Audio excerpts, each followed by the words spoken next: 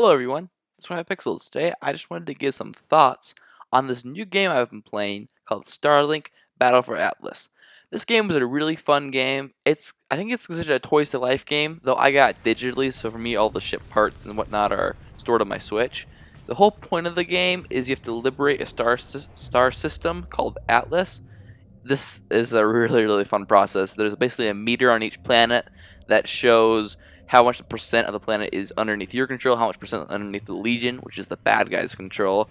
The Legion comes in, tries to destroy the planets and claim them for their own. You have to combat that by killing their extractors that they put down. The extractors are these big, like, not turbines, I don't know how to, like, mining facilities that kind of, like, ruin the planet. The game isn't 100% clear on why they're bad, but they're bad, so destroy them. You can also destroy enemy bases and claim them for your own to get your own bases. And you can destroy these huge monsters called primes and these awesome boss fights. These boss fights are a ton of fun. They're definitely challenging, but they're pretty fun. You can also build outposts on the planets. You can build stuff like refineries. Refineries are mining colonies that will mine up resources for you to use, like currency or something called Electrum, which is like the currency slash building material in the game. You can build observatories, which update and like make your map bigger of each planet. And also, probably the most useful is armories, and these will spawn in like kind of drones slash turrets that will defend the planet while you're gone. So that way, if the Legion attacks while you're not at the planet, those things will help defend against it, at least till you can get there. So yeah, the game overall is a pretty good game. I just wanted to go over some pros and cons right now.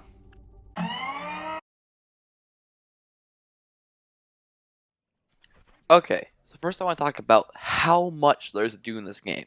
This game feels like it's huge. Like there is so much to do. There are 7 different planets in this game, and they're all unique. And then there's tons of space between them. The space is full of like asteroids, wrecked ships. There's even dreadnoughts and like battleships you can attack. It's pretty crazy. Each planet is also filled with all the observatories and settlements and towns and tons of stuff you can resources. There are so many different kinds of resources. It's crazy. And then of course the ship movement, which that feels great. The controls flying around, it just feels very smooth, very nice. From going to hover mode right into takeoff mode, it's nice smooth transition. It just feels great. And yes, you can do loop-de-loops. I mean, that's a big part of the game. You gotta be able to do loop-de-loops. Yeah, and so then cosmetics, you really can create your own ship. I mean, you are limited. You can't do any custom paint jobs, and there's only so many different wings and stuff. But you can combine stuff to make crazy ships. You can combine wings of different ships, combine different ship bodies, different pilots. You can get pretty customizations, and so yeah, it feels like you are really flying your own ship. Okay, yeah, and now this is the absolute best part. Are you ready for this? I said there were 7 planets, right, with tons of space between this. There is no loading screen going from outer space into the planet, or from the planet to outer space.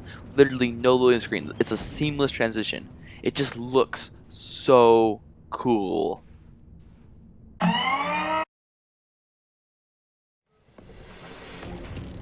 Alright, let's talk about some of the cons of this game.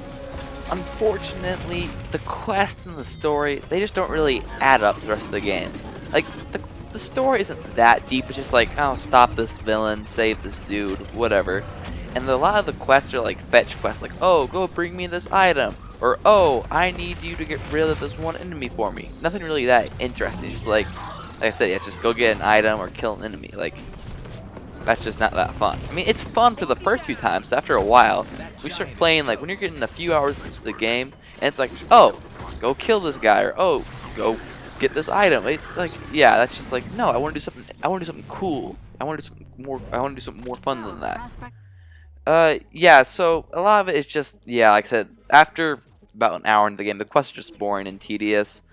Then one other problem I have with this game, like I said, overall this is a great game, but the one other problem I have is that a lot of the time is just spent in the menus. Like changing your ship parts out. It's like you need a new weapon for the new enemy. Like if it's an ice dude, you want to get a fire weapon.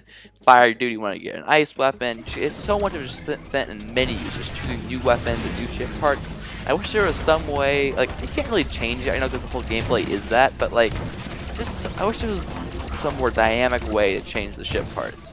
I don't really know what. I mean, maybe the physical ships are better. Maybe they're better at that, but I wish it was a bit more dynamic. The whole ship changing mechanic. Ultimately, though, Starlink Battle for Atlas is a fun, engaging game with interesting gameplay mechanics and great visuals that I would recommend to basically anyone. Hey, great job! You made it all the way in this video. Congratulations, you get a gold star. How about since you stayed all the way in the video, you do me a favor by dropping me a like, a comment, a subscribe, watching more videos. That's all great. Thank you guys so much for watching. I really appreciate it. If you like this kind of more orderly list kind of video where I just do some thoughts I had on a game, please let me know in the comments, and we'll see y'all next time. Bye for now.